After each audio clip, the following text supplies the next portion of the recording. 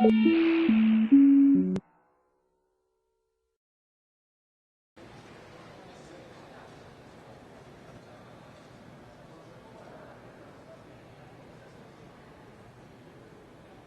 BetterAid is a global civil society group that has been closely working on aid effectiveness agenda. So actually, the Paris principles, the Paris Declaration on aid effectiveness, and later on 2008 that we come up with Accra Action Agenda. So based on those two principles, mainly declarations, that the BetterAid group closely working mainly with the Working Party on Aid Effectiveness Development Assistance Committee, the OECD in Paris. So generally, we being the part of that group that we are involved in, and it is actually to discuss about the policy issues with the OECD, with the Working Party, and to draw up the civil society perspective. The civil society space actually is difficult to get active space and equal space in the whole aid discourse with the Working Party.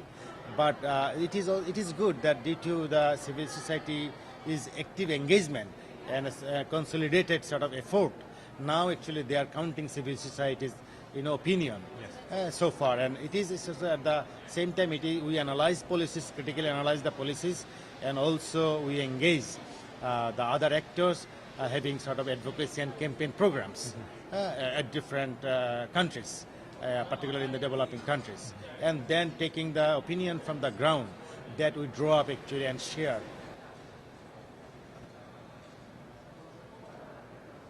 Under the current framework, current architecture, the expectation, the wishful sort of expectations that we all have actually do not go with the reality.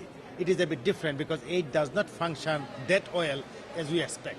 So that's why we believe in that there should be just an equitable architecture based on human rights-based approach. And we are actually looking for a new sort of architecture that we call the post-Busan framework. That's right, because on the aid discourse actually, sometimes the aid money is not properly used. One.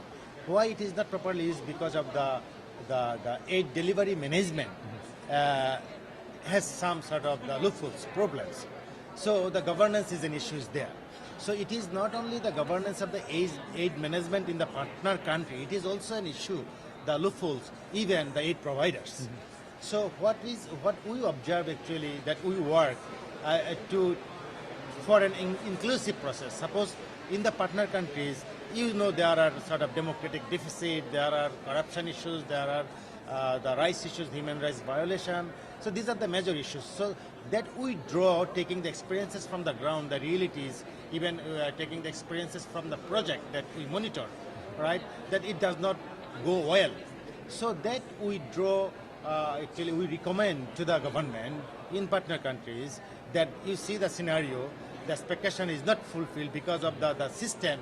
There are mistakes in systems, right? So that is one. And also we tell to the northern governments that the money you provide is not working properly because there are loopholes in the route. So these are the ways that we provide sort of the recommendations and suggestions, like to include, being a sort of inclusive process, taking the stakeholders like civil society. So while a bureaucracy works in, they should include the civil society perspective, what the others talk about, what are the critical points.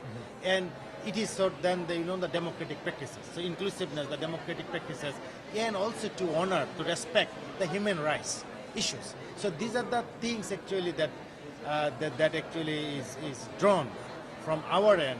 And we believe that now the governments, both from the north and south, are realizing that yes, the civil society is drawing important perspective, which they need to count on.